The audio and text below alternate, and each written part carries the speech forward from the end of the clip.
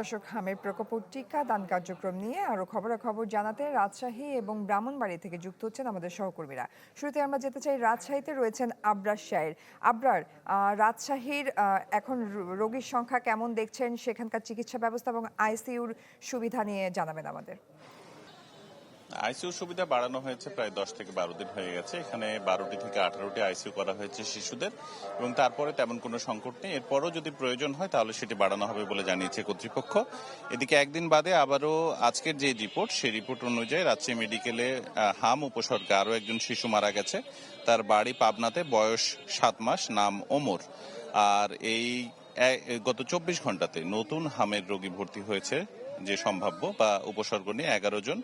আর discharge হয়েছে, মানে সুস্থ হয়ে বাড়ি ফিরেছে 29 জন। আর এখন পর্যন্ত চিকিৎসাধীন রয়েছে 145 জন রোগী। এদিকে সাসপেক্ট হামের মোট ভর্তি রোগী 613 জন, এবং এর মধ্যে গত 1.5 মাসে মারা গেছে রাজশাহী মেডিকেলে 51 জন। তবে আমরা জানতে চেয়েছিলাম বিভাগীয় স্বাস্থ্য পরিচালকের কাছে যে আসলে যারা মারা যাচ্ছে তারা সকলে হামে আক্রান্ত কিনা।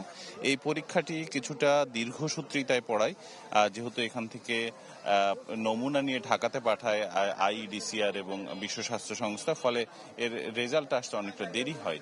এবং এখানে চেষ্টা করা হচ্ছে যাতে হাম হয়েছে কিনা সেই বিষয়গুলো নিয়ে তারা যাতে এখানে কাজ করতে পারে এবং পরীক্ষাটা যাতে সহজ করা যায়, এই বিষয় নিয়ে কাজ করছেন তারা। এদিকে টিকার কথা যদি বলি, সরকারি হিসাবে 20 তারিখ থেকে টিকা দেওয়া শুরু হবে রাজশাহী সিটিতে। Furniture just smarter, JMG furniture.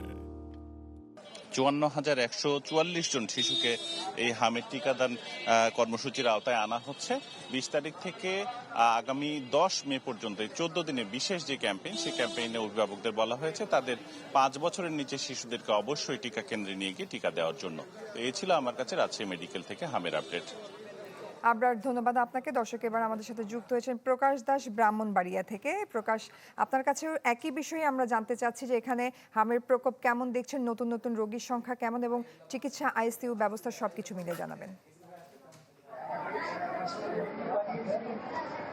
যে ব্রাহ্মণবাড়িয়ায় দিন দিন হামের প্রকোপ বৃদ্ধি পেলেও বর্তমানে কিন্তু পরিস্থিতি অনেকটাই নিয়ন্ত্রণে রয়েছে। বিশেষ করে হামের প্রাদুর্ভাব শুরু হওয়ার পর থেকে এখন পর্যন্ত কিন্তু ব্রাহ্মণবাড়িয়ায় হাম আক্রান্ত হয়ে কেউ মারা যায়নি, বা যে 15 জনের হাম চিহ্নিত করা হয়েছিল তারাও কিন্তু ইতিমধ্যে সুস্থ হয়ে বাড়ি ফিরেছেন। তবে প্রতিদিনই কিন্তু হাম আক্রান্ত হয় বা হামের লক্ষণ নিয়ে কিন্তু শিশু সহ নানা বয়সী মানুষ কিন্তু ব্রাহ্মণবাড়িয়া জেনারেল হাসপাতাল সহ যে উপজেলা স্বাস্থ্য কমপ্লেক্সগুলোতে ভর্তি হয়েছে। তো আমি এখন আছি ব্রাহ্মণবাড়িয়ার জেনারেল হাসপাতালে। এখানে কিন্তু 10 বেডের আইসোলেশন ওয়ার্ড রয়েছে, যেখানে আজকে রোগীর সংখ্যা হচ্ছে 51 জন, অর্থাৎ ধারণ ক্ষমতার 4 গুণ বেশি কিন্তু রোগী এখানে হামের উপসর্গ নিয়ে ভর্তি হওয়ার কারণে এখানে কিন্তু আসন সংকটের একটি চিত্র দেখা যাচ্ছে, যে কারণে অধিকাংশ রোগীকেই কিন্তু ফ্লোরিং থেকে কিন্তু তাদের যে চিকিৎসা সেবা কার্যক্রম হচ্ছে সেটি কিন্তু চালিয়ে যেতে হচ্ছে। আমি আপনাকে জানিয়ে রাখি, এখন পর্যন্ত ব্রাহ্মণবাড়িয়ায় 125 জনের মতো হামের লক্ষণ নিয়ে হাসপাতালগুলোতে ভর্তি হয়েছিলেন, যেখান থেকে কিন্তু প্রায়